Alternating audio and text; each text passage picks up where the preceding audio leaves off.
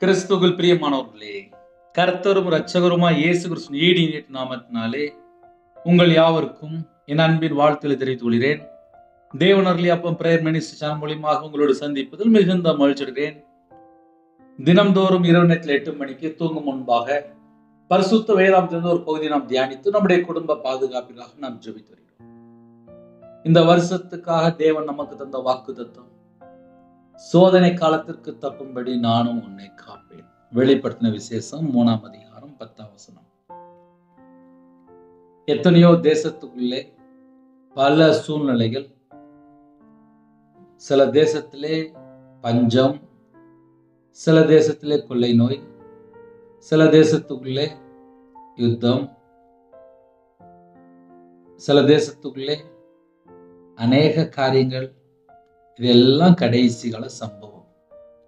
இந்த கடைசி காலத்திலே கர்த்தருடைய பிள்ளைகள் எப்படி வாழ வேண்டும்?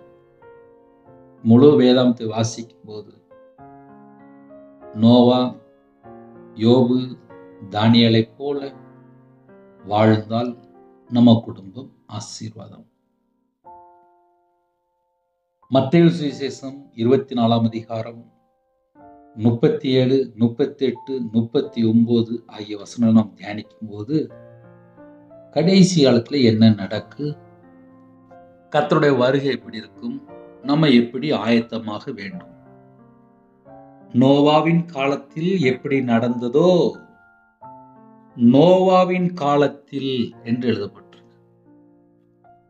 நோவாவின் காலம் அப்படின்னாலே நேர ஆதியாகமம் 6ஆம் அதிகாரத்துல நம்ம பார்க்க முடியும். மனுஷனுடைய அக்கிரமம் பூமியிலே பெருகினது என்றும் என்று எழுதப்பட்டிருக்கு.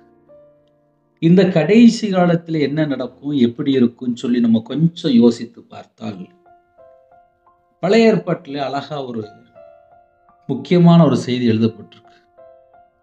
மனுஷனுடைய அக்கிரமம் பூமியிலே பெருகினது என்றும்.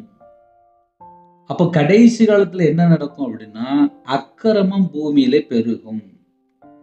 இதுதான் கடைசி காலம். கடைசி காலத்துல எப்படி இருக்கும், எப்படி இருக்குன்னு சொல்லி யோசிப்பாங்க. கடைசி காலத்துல அக்கிரமம் பெருகிட்டே இருக்கும். அக்கிரமம் பெருகுது அப்படின்னாலே அங்க அன்பு இருக்கு.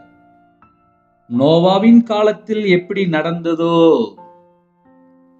நோவாவின் காலத்துல என்ன நடந்துச்சு?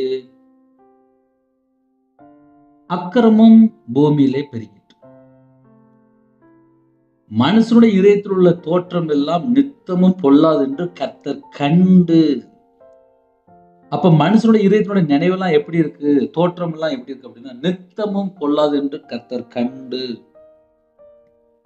மனுஷனை உண்டாக்குனதற்காக கர்த்தர் மனஸ்தாபப்பட்டார். ஆதியாகமம் 6ஆம் அதிகாரம் 5ஆம் வசனத்துல எழுதப்பட்டிருக்கு. இந்த இரவு நேரத்துல செய்தி என்ன அப்படின்னா, நோவாவின் காலத்தில் எப்படி நடந்ததோ அப்படியே மனுஷகுமாரன் வரும் காலத்திலும் நடக்கும். மனுஷகுமாரன் வரும் காலத்திலும் அப்படியே நடக்கும். அப்படியே என்று எழுதப்பட்டிருக்கு. அப்படியே அப்படின்னா எப்படி? ஜலப்பிரயத்துக்கு முன்னான காலத்திலே நோவா பேழைக்குள் பிரவேசிக்கும் நாள் வரைக்கும் ஜனங்கள் புசித்தும் குடித்தும் பெண் கொண்டும் பெண் கொடுத்தும் ஜலப்பிரளயம் வந்து அனைவரையும் வாரிக்கொண்டு போகும் மட்டும் உணராதிருந்தார்கள்.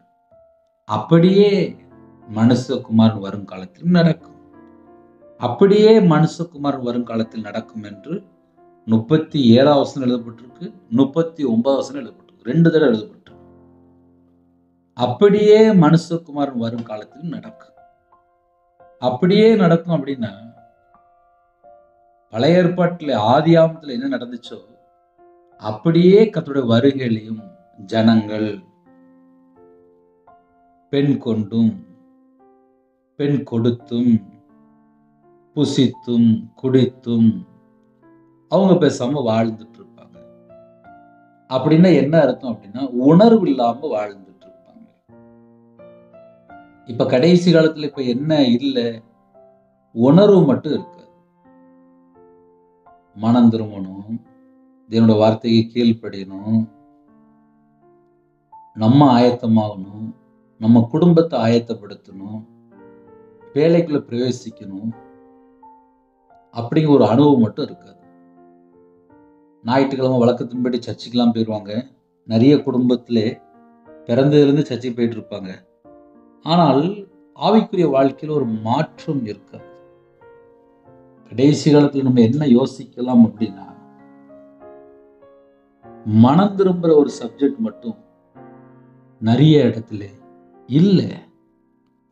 இப்போ நிறைய பிரசங்கம் நம்ம கேட்க ஆரம்பிச்சிட்டோம். யூடியூப்ல நம்ம நிறைய பிரசங்கம் கேட்குறோம்.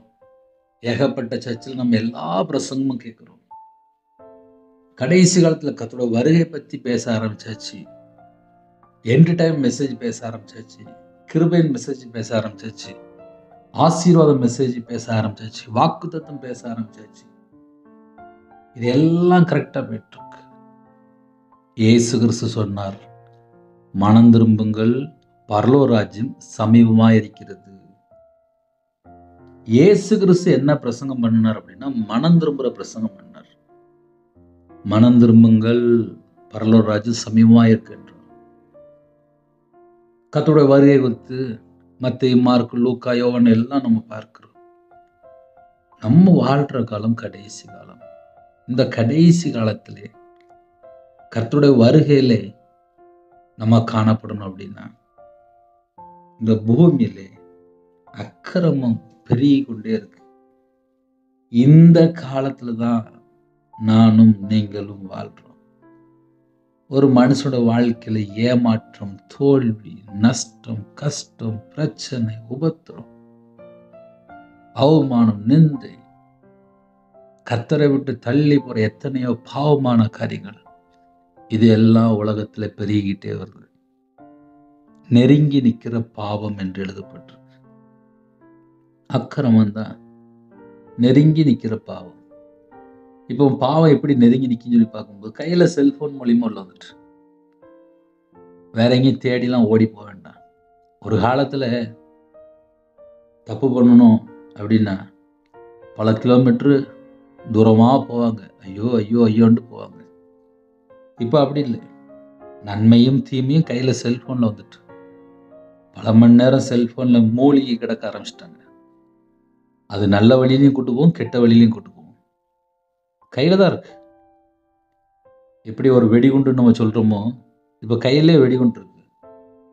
சில நியூஸ் வரும், செல்போன் சார்ஜ் போட்டிருந்தாங்க, அப்படியே பார்த்துட்டு இருந்தாங்க, வெடிச்சிட்டு அப்படிம்பாங்க. இதுதான் கடைசி காலம். இந்த கடைசி காலத்துல தான் நம்ம வாழ்ந்துட்டு இருக்கோம். கடைசி காலத்துல அக்கிரமம் மிகுதியாய் போகும்.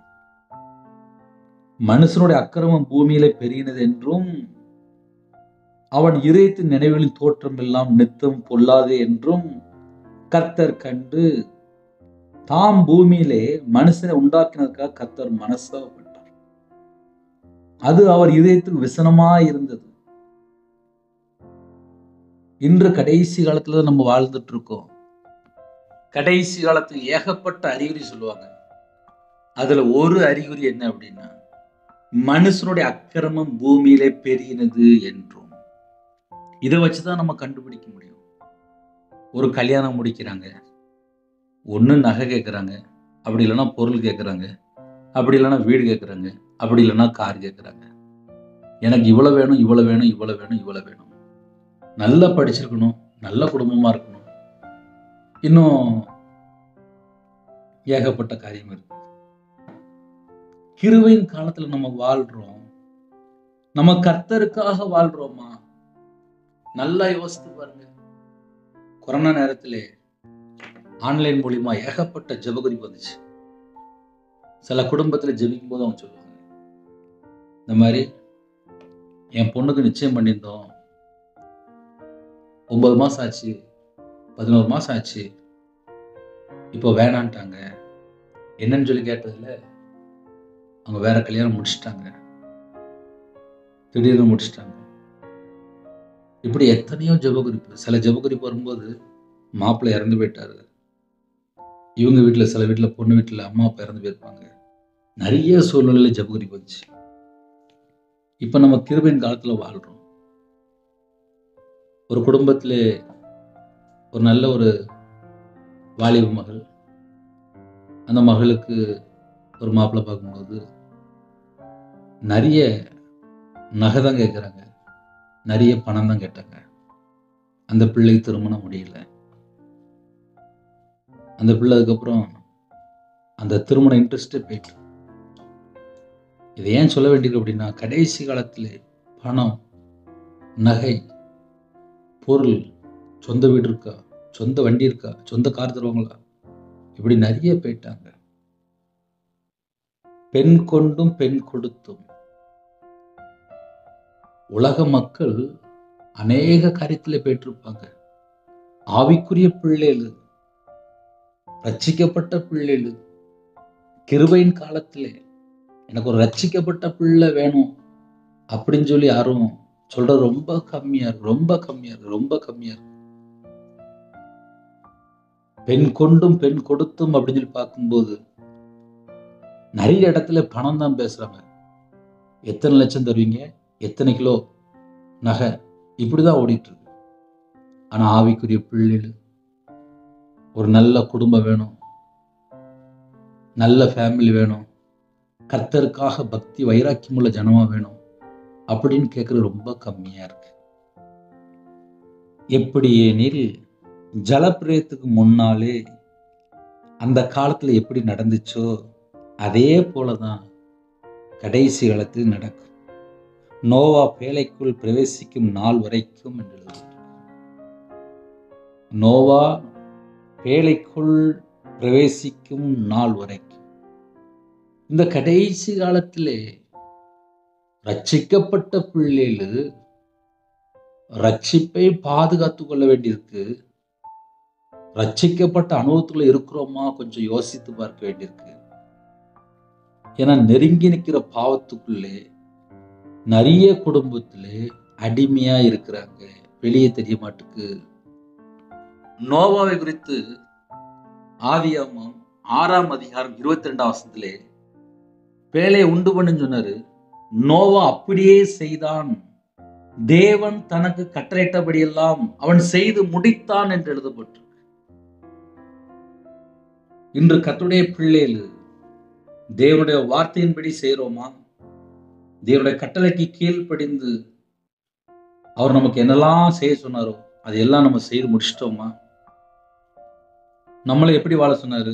பரிசுத்தமா வாழு, இடைவிடாமல் ஜெபி, விழித்திருந்து ஜெபி, இரவும் போலுமா வேதத்தை தியானி, கர்த்தருடைய வார்த்தைக்கு கீழ்ப்படிந்து வாழணும், தீமையான கருத்து வெறுக்கணும், நன்மை செய்யணும், நற்கிரியை செய்யணும், தான தர்மம் செய்யணும். நமக்கு கொடுக்கப்பட்ட வேலையை நம்ம செய்யறோமா? இந்த கடைசி காலத்துல நிறைய பிரசங்கம் கேட்க ஆரம்பிச்சாச்சு. நிறைய குடும்பத்துல கையில பைபிள் எடுத்து வாசிக்க ரொம்ப குறைஞ்சிட்டு.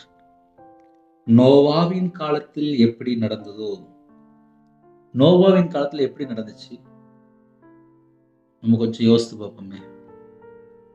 நோவா என்ன பண்ணாரு? நீதியை பிரசங்கித்தார்.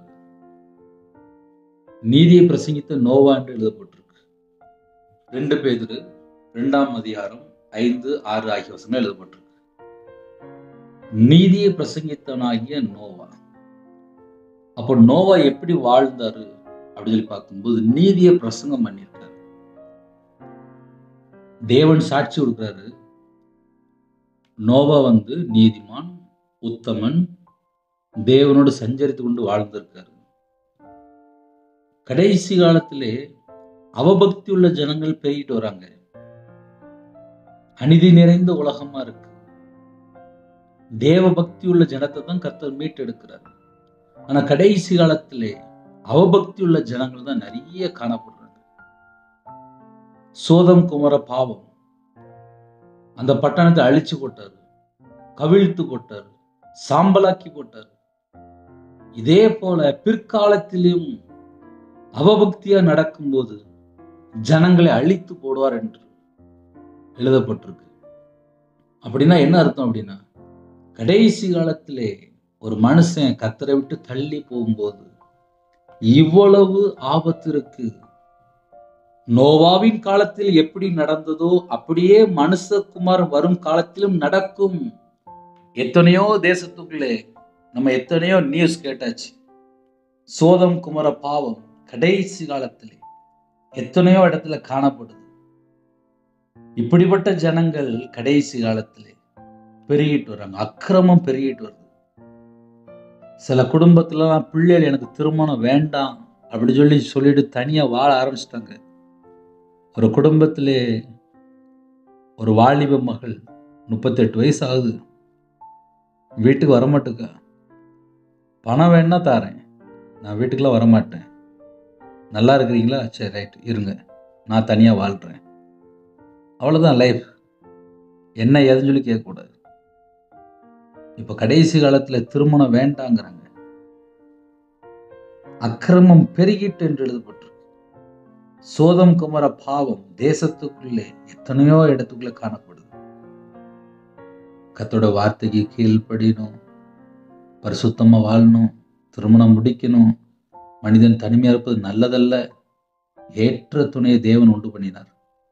ஆனா இன்னைக்கு உடனே டைவர்ஸ், உடனே வேண்டாம், உடனே வேண்டாம், உடனே வேண்டாம். காலம் கடைசியா இருக்கு.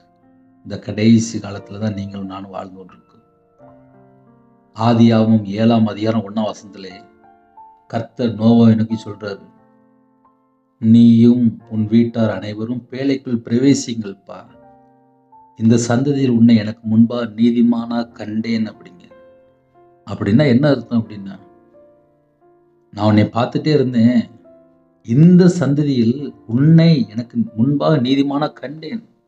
நான் உன்னை பார்த்துட்டே இருந்தேன், எனக்கு முன்பாக நீ நீதிமானா இருக்கிற, அதனால நீ பேழைக்குள்ள பிரவேசி அப்படிங்கிற. அப்ப நம்ம பரலோகத்துக்குள்ள போகணும் அப்படின்னா நம்மளை பார்த்துட்டே இருப்பாரு.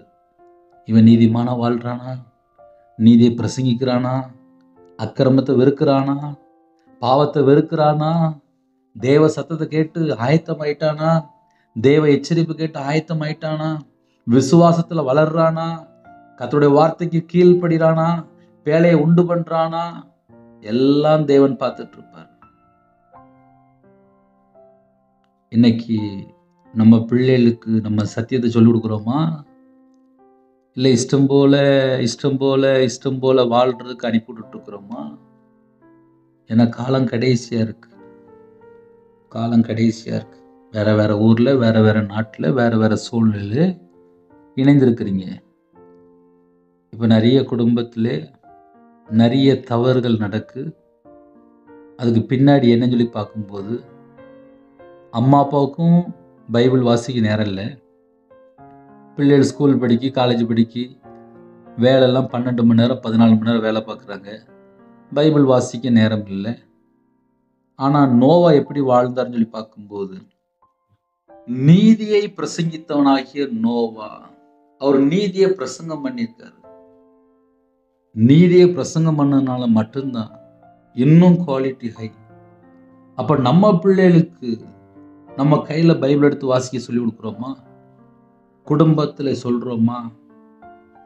2010, 2011, 2012 நான் வியாபாரம் பார்த்துட்டு இருந்தேன், பைபிளை கையில் எடுத்து வாசிக்க மாட்டேன். மாந்திரியத்தில் கஷ்டப்பட்டுட்டு இருக்கும்போது என் மனைவி பக்கத்துல இருக்க சிஹெச்ல போய் டெய்லி ஜெபம் பண்ணிட்டு வருவான். ஆனா நான் பைபிளை கையில் எடுத்து வாசிக்க மாட்டேன். 5 வருஷம் சர்ச்சில் போய் அழுது ஜெபம் பண்ணேன். கர்த்தருடைய கிருபையினாலே 2016 முழு நேர ஊழியத்துக்கு வரும் முன்பாக ஒரு 40 நாள் பாஸ்டிங் போட்டு பரலோகத்துக்காக வேலை பார்க்கணும்ப்பா அப்படின்னு சொல்லி தேவனுடைய சமூகத்தில் காத்திருக்க ஆரம்பிச்சேன். அதுக்கப்புறம் அபிஷேகம் பண்ணி கூட்டு வந்தார்.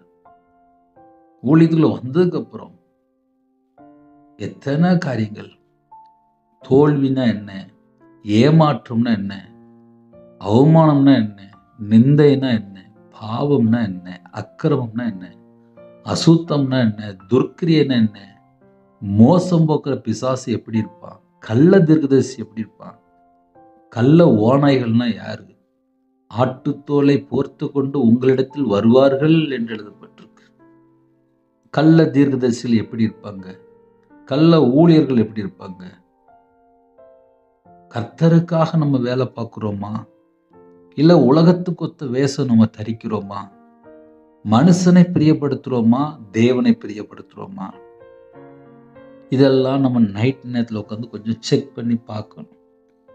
நோவாவின் காலத்தில் எப்படி நடந்ததோ அப்படியே மனுஷகுமாரன் வரும் காலத்திலும் நடக்கும். நடக்கும் அப்படின்னா அப்படிதான் இருக்கும் அப்படிங்கிறார். என்னை அவன் ஏமாத்திட்டான், என்னை அவன் ஏமாத்திட்டான், என்னை அவன் ஏமாத்திட்டான்னு சொல்லி உட்காந்து புலம்புறதை விட்டுட்டு சில குடும்பத்தில் இப்படியே புலம்பிடுவாங்க. எல்லா குடும்பம் கிடையாது, சில குடும்பத்தில் இப்படியே புலம்பிட்டே இருப்பாங்க. கையில் பைபிள் எடுத்து வாசிக்க மாட்டாங்க, தியானிக்க மாட்டாங்க, ஜெபிக்க மாட்டாங்க. என்னை ஏமாத்திட்டான், என்னை ஏமாத்திட்டான், என்னை ஏமாத்திட்டான். கடைசி காலத்திலே மனுஷனுடைய அக்கிரமம் பூமியில பெருகினது என்றும் அந்த வசனம் நிறைவேறிட்டு இருக்கு. என் வாழ்க்கையில நான் எந்தெந்த காரியத்துல கத்தரை விட்டு தள்ளி போறேன், எப்படி எப்படி வாழ்றேன், எப்படி எப்படி கீழ்ப்படியாம வாழ்ந்தேன், இதெல்லாம் யோசித்து பார்க்கும்போது கடைசி காலத்துல வாழ்ந்துட்டு இருக்கோம். ஒரு மனுஷன் 100க்கு 100 கீழ்ப்படிந்து குடும்பத்தை ஆயத்தப்படுத்தணும், பேழையை கட்டணுமா. நோவா என்ன பண்ணினார் அப்படின்னா பேழையை கட்டினார். தேவன் எப்படிலாம் உருவாக்க சொன்னாரோ அதே போல பேழையை உண்டு பண்ணினார். நம்ம வாழ்ற காலம் கடைசி காலம். நாமும் கூட ஆவிக்குரிய வாழ்க்கையில எப்படிலாம் வளரன்னு சொல்லி நமக்கு சொல்லி கொடுத்தாரோ அதே போல நாம் வாழ வேண்டும். நம்ம அப்படி வாழ்ந்தா மட்டும்தான் நித்திய ஜீவனுக்குள்ள போக முடியும், நித்திய பேழைக்குள்ள போக முடியும். வாக்குத்தத்தம் பண்ணியிருக்காரு, நித்திய ஜீவன் தருவன் என்பது அவர் நமக்கு செய்த வாக்கு தத்தம். அதுக்கு வழி என்ன பிரதர் அப்படின்னா, நானே வழி, நானே சத்தியம், நானே ஜீவனும் என்றார். நானே வழின்னு என்ன தெரியுமா அர்த்தம்? மத்தேயு, மார்க்கு, லூக்கா, யோவான் அழகா சொல்லி கொடுத்தாரு. எப்படி வாழணும், என்ன செய்யணும், எப்படி மனம் திரும்பணும், எப்படி பாவ மன்னிப்பை பெற்றுக்கொள்ளணும், எல்லாம் சொல்லி கொடுத்தார். நானே வழி, நானே சத்தியம் என்றார். அவர் நம்மளை எப்படிலாம் வாழ சொன்னாரோ அப்படி வாழணும், அந்த சத்தியத்தில் நம்ம நடக்கணும். நானே ஜீவனம் என்றார். அவர் சொன்ன வழியில நடக்கும் போதுதான் நம்ம நித்திய ஜீவனுக்குள்ள போய் சேர முடியும். இன்னைக்கு கிறிஸ்துனுடைய வழியை நிறைய குடும்பத்துல பின்பற்றாம இருக்கிறாங்க, சத்தியத்துல நடக்காம இருக்காங்க. நித்திய ஜீவனுக்குள்ள போய் சேரணும் அந்த ஒரு எண்ணமே இல்லை. கர்த்தரை குறித்து சில குடும்பத்துல அந்த ஆவிக்குரிய வாழ்க்கையில வளரணும் அந்த எண்ணமே இல்லையே. அதான் போட்டிருக்கு, நோவாவின் காலத்தில் எப்படி நடந்ததோ அப்படியே மனுஷகுமார் வரும் காலத்திலும் இருக்கும், நடக்கும். எப்படியெனில் ஜலப்பிரளயத்துக்கு முன்னான காலத்திலே நோவா பேழைக்குள் பிரவேசிக்கும் நாள் வரைக்கும், அந்த நாள் வரைக்கும் ஜனங்கள் புசித்தும் குடித்தும் பெண் கொண்டும் பெண் கொடுத்தும் ஜலப்பிரளயம் வந்து அனைவரையும் வாரி கொண்டு போக மட்டும், அதுல ஒரு வார்த்தை வருது, அனைவரையும் வாரி கொண்டு போக மட்டும் உணராதிருந்தார்கள். அப்ப கடைசி காலத்துல என்ன நடக்கும் அப்படின்னா, ஜனங்களுக்கு உணர்வு இல்லாம இருக்கும். இத வச்சுதான் நம்ம கண்டுபிடிக்க முடியும். கடைசி காலத்துல என்ன இருக்காது அப்படின்னா, உணர்வு இருக்காது. உணர்வு இல்லாமல் வாழ்ந்துட்டு இருப்பாங்க. இப்ப நிறைய குடும்பத்திலே உணர்வு அப்படின்னா காணும், அது எங்கேயோ போயிட்டு. கர்த்தரை குறித்து வளரணும், ஆவியில வளரணும், பைபிள் வாசிக்கணும், ஜெபிக்கணும், துதிக்கணும், தேவனுக்கு நன்றி செலுத்தணும், ஸ்தோத்திர பலி செலுத்தணும். அம்மா பேச்ச கேட்க மாட்டேன், அப்பா பேச்ச கேட்க மாட்டேன், பாஸ்டர் பேச்ச கேட்க மாட்டேன், சில வீட்டுல மனைவி பேச்ச கேட்க மாட்டேன், புருஷன் பேச்ச கேட்க மாட்டேன். நிறைய குடும்பத்திலே கர்த்தரை விட்டு தள்ளி போய் பணத்துக்காக ஓட ஆரம்பிச்சாச்சு. சில குடும்பத்திலே முரட்டாட்டம், எனக்கு எல்லாம் தெரியும், அடங்கிலாம் இருக்க மாட்டாங்க, அடக்கிடுவார். தேவன் அடக்கிடுவார். கர்த்தரை குறித்து பயம்லாம் இல்லை. முறுமுறுக்கிறாங்க, சில குடும்பத்துல கோவப்படுறாங்க, சில குடும்பத்துல எரிச்சலா இருக்கிறாங்க, சில குடும்பத்துல வைராக்கியமா வாழ்ந்துட்டு இருக்காங்க, சில குடும்பத்துல மன்னிக்க முடியல, சில குடும்பத்துல தனிமையில வாழ்ந்துட்டு இருக்காங்க. எனக்கு யாருமே வேண்டாம், இப்ப அப்படிலாம் போயிட்டாங்க. சில குடும்பத்துல அன்பு கூற வலிக்கு, சில குடும்பத்துல பகை, ஒரு 30 வருஷமா பகை, இப்படிலாம் உள்ள இருந்துச்சு அப்படின்னா இவங்க எப்படி பரலோகத்துல போக முடியும்? நம்ம நார்மலா யோசித்து பார்ப்போமே. ரவிராஜே இருக்கேன், மனம் திரும்பி சிறு பிள்ளை போல மாறினா மட்டும்தான் பரலோகத்துல போக முடியும். நான் சொல்றது கரெக்டா தப்பா? அப்ப ஆவிக்குரிய பிள்ளைகள் எந்த அளவுக்கு உஷாரா இருக்கணும்? உணர்வே இல்லை. சில குடும்பத்துல கத்தரை விட்டு தள்ளி போயிட்டாங்க. வேதனையான காரியம். ஜலப்பிரளயம் வந்து அனைவரையும் வாரிக்கொண்டு போக மட்டும் உணராது இருந்தார்கள். அனைவரையும் என்று எழுதப்பட்டிருக்கு. அப்ப அந்த டைம் வரையே உணர்வு இல்லாம இருக்கிறாங்க அப்படின்னா இவங்க வேற எதையோ யோசிச்சுட்டு இருக்கிறாங்கன்னு அர்த்தம். இவங்களோட சிந்தனைக்குள்ளே உலகத்துக்குள்ள காரியம் மட்டும்தான் இருக்கு, பரலோகத்துடைய காரியமே இல்லை. 24 மணி நேரத்துல ஒரு தடவையாவது இயேசு கிறிஸ்துவ யோசிக்காம இருந்திருப்பாங்க? இயேசு கிறிஸ்துவ யோசித்தாதான் அழகா உணர்வு வந்துருமே. 24 மணி நேரத்துல ஐயோ நான் பைபிள் வாசிக்கல, ஐயோ நான் ஜெபம் பண்ணல, என் வீட்டுல எல்லாமே தப்பா நடக்க, என் குடும்பம் ரட்சிக்கப்படணுமே, என் குடும்பம் பரலோகத்துக்கு வரணும் அக்கறை வேணும்ல. இன்னைக்கு நிறைய குடும்பத்துல அக்கறையே இல்லை. பணம் சம்பாதிக்கணும் அப்படின்னா அக்கறை இருக்கு, சொத்து சேர்க்கணும், நான் நல்லா இருக்கணும், சுயநலவாதியா இருப்பாங்க, தனக்காக மட்டும் வாழ்வாங்க, தனக்காக மட்டுமே வாழ்வாங்க. அதான் கடைசி காலம். அன்பே இருக்காது. நோவாவின் காலத்தில் எப்படி நடந்ததோ அப்படியே மனுஷகுமாரன் வரும் காலத்திலும் நடக்கும்.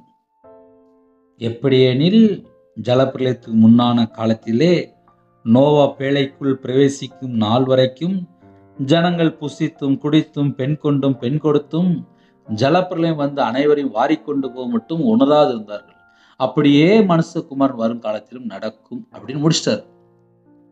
அதனால இந்த கடைசி காலத்தை குறித்து நம்ம யோசிக்கும் போது நோவாவுக்கோ கர்த்தருடைய கண்களில் கிருபை கிடைத்தது. நோவாவின் வம்ச வரலாறு பார்க்கும்போது தன் காலத்தில் இருந்தவர்களுக்குள்ளே நீதிமானும் உத்தமனுமாய் வாழ்ந்தார். தேவனோடு சஞ்சரித்து கொண்டு வாழ்ந்தார், தேவனோடு நடந்து கொண்டிருந்தார், தேவனோடு வாழ்ந்து கொண்டு இருந்தார். நம்ம வாழ்க்கையில நோவாவை போல தேவனோடு வாழ்ந்தால் ஆசீர்வாதம், நம்ம குடும்பம் ரட்சிக்கப்படும், நம்மளை மீட்டுக் கொள்வார், கர்த்தருடைய வருகையில் நாம் காணப்பட முடியும். இரவு நேரத்துக்காக ஜெபிப்போமா? கண்களை மூடி நாம் ஜெபம் செய்வோம். எங்களை அதிகமாய் நேசிங்கள் அன்பு அந்த பரிசுத்தமுள்ள நல்ல தகப்பனே, உம்மை நன்றியோடு துதிக்கிறோம் சொல்லியிருப்பா. உங்க பாதபடியிலே இந்த இரவு நேரத்தில் அர்ப்பணிக்கிறோம்ப்பா.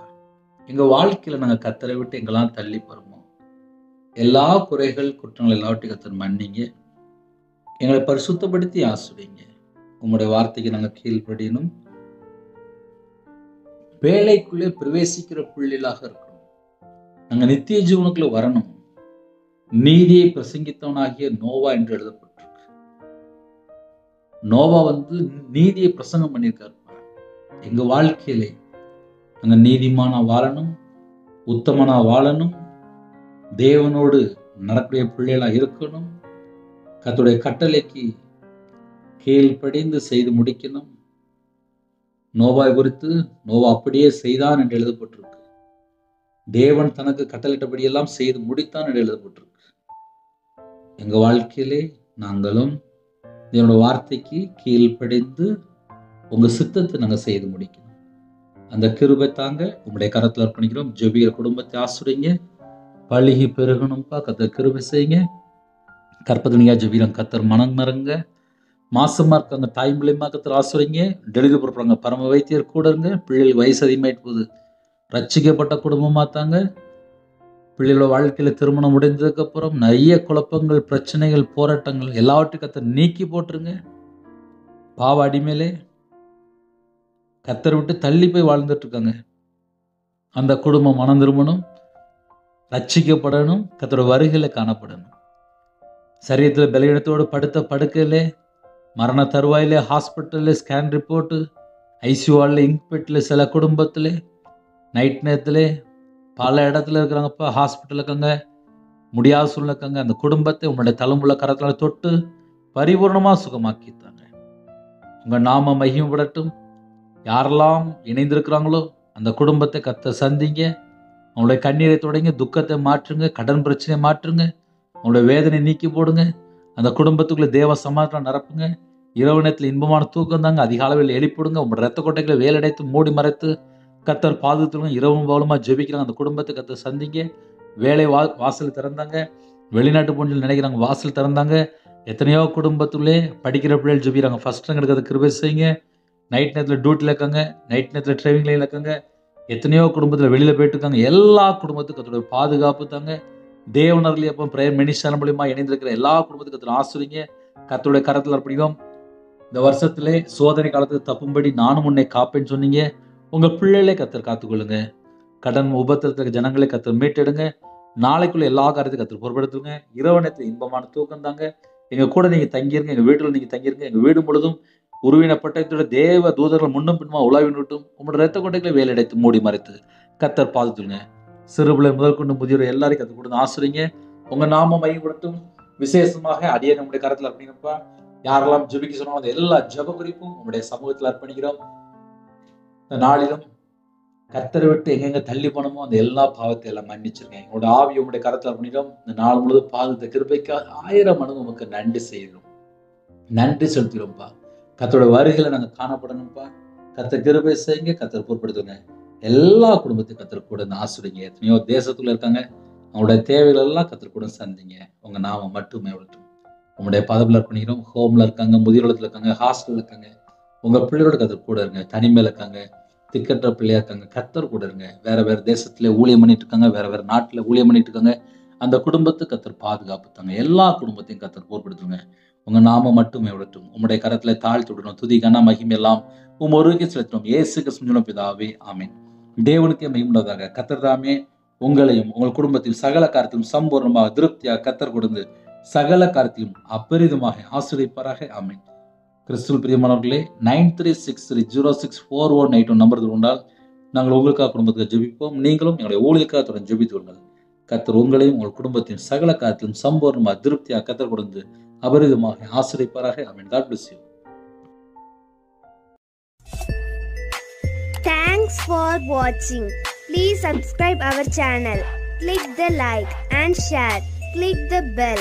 God bless you.